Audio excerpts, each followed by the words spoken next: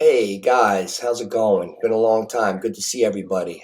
Today we're gonna go over the Patriots. Patriots game tonight, where I think they're going. Same game parlays and that. We're gonna go over a couple other teams, Tennessee and Cleveland in general. Two teams that have really been pretty fascinating to me the way they're going in opposite directions. And last but not least, we're gonna talk a little bit about the Dallas and KC. But before we start with all that, make sure you hit the like button and hit the subscribe and share it and tell a friend and get the channel going and just keep on doing what you're doing, man. I appreciate everybody's support and I'm having a blast. Now, let's talk turkey. The Patriots. Now, they have outscored their opponents by 100 points in the last month.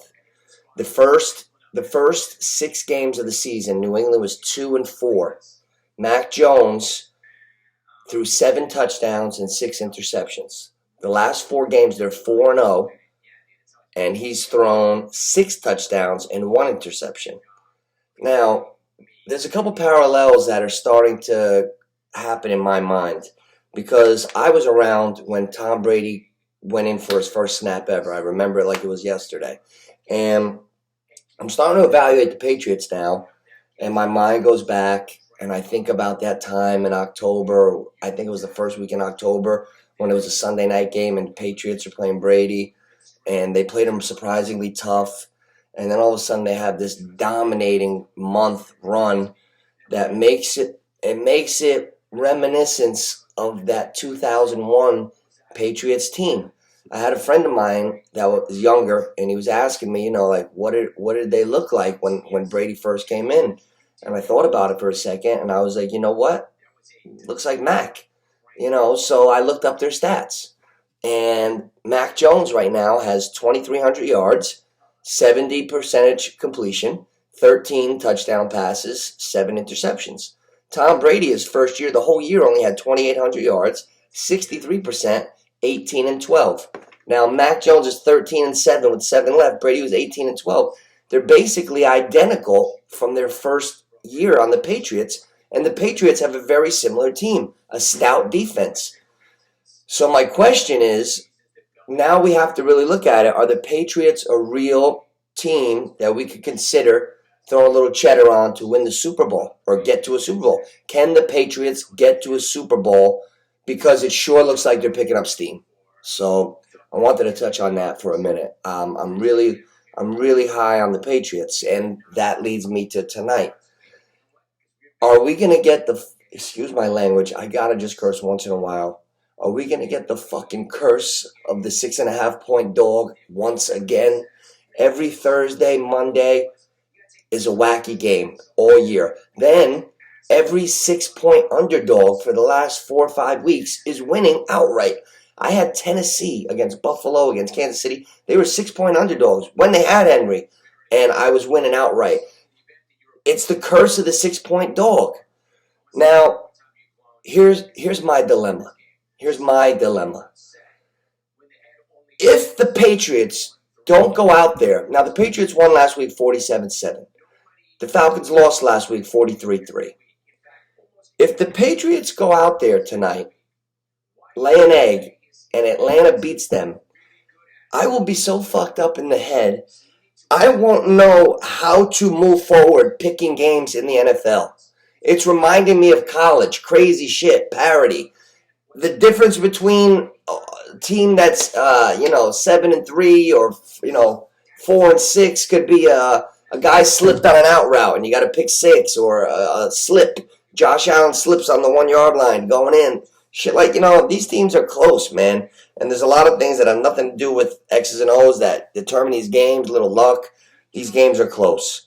So that's what's making me wonder about the Pats going forward. I think they're a live little dog, being how hot they are.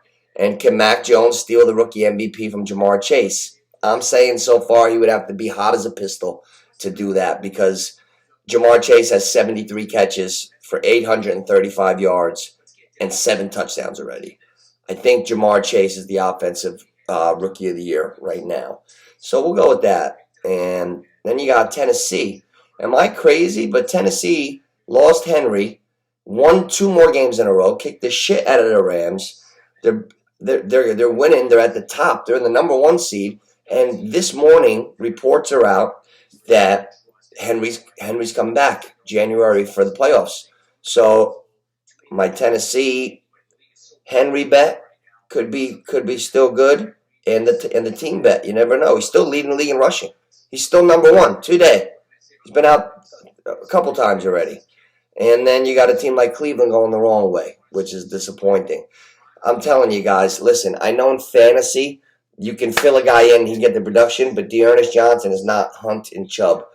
That team was still rolling in the right direction before Chubb and Hunt got separated by 2 different circumstances, the COVID and the injury in the calf and this and that. So I believe that with the bye this week and Chubb and Hunt getting healthy, I think you're going to see and Baker.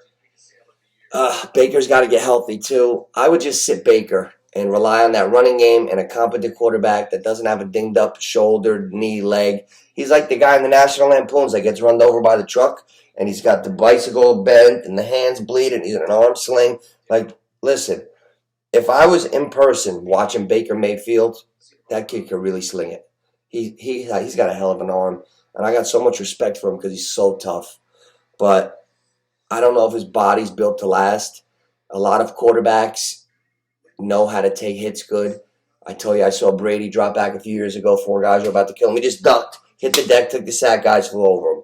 Guys like this guy, Carson Wentz, they go into contact. They get hit bad. I saw right before Baker Mayfield was about to throw, he went up on his toes to throw the swing route. But by going up on his toes, he got hit perfect, and his feet were off the ground before he went down. Those are different kind of force impacts than a guy like, say, Lamar Jackson takes his hits. Lamar Jackson is always quick enough to get down, run you over if he has to dip. He's a different type of body, and I don't know if Baker, it's an appropriate name for him. He looks like he's built out of sourdough bread. Like I don't think Baker's gonna make it with 3 bad limbs. And then last but not least, the most telling game of the week is gonna be Dallas, Kansas City. I can't wait to see that. Everybody's high on Dak, the Cowboys, Super Bowl hopes. They looked great against Atlanta last week. Kansas City, they're at the top of their division, but this is the most suspect they've been since Mahomes took over at QB. In the Mahomes era, this is the most suspect Kansas City has been. I got my money on KC. I think KC will probably beat them, but we'll get into the picks tomorrow for the Friday pick'ems. But we got a lot of stuff going on. We got a great fight. I'm live streaming a fight Saturday night. Sean Porter against T-Bud, Terrence Crawford. 147-pound title. I'm going to be doing it. So make sure you tune in and let everybody know. All right? But I just wanted to go over a few things. And also, I would stay away from that New England game tonight because if Atlanta beats them, I won't know what to think going into Sunday. I will have no idea of what I'm seeing. So I'm going to do a same-game parlay. I'm going to do Jacoby Myers over 4.5 catches and take a shot on the hot hand. Who's been scoring touchdowns for the Patriots in the red zone? Hunter Henry, right? So I'm going to take a shot on Hunter Henry, Jacoby Myers, same gamer, 4.5 touchdown. Anytime touchdown for Henry. Jacoby 4.5. Together they're plus 390. So I'm going to take a shot with that and say screw the teams. But for now, that's about it. And be sure to tune in Saturday night to the World Championship welterweight fight between Sean Porter and Terrence Crawford. And I'm going to give you a little bio tomorrow on who they are, where they've been, who they fought, all that stuff. So you're better educated. All right? I'll see you guys later.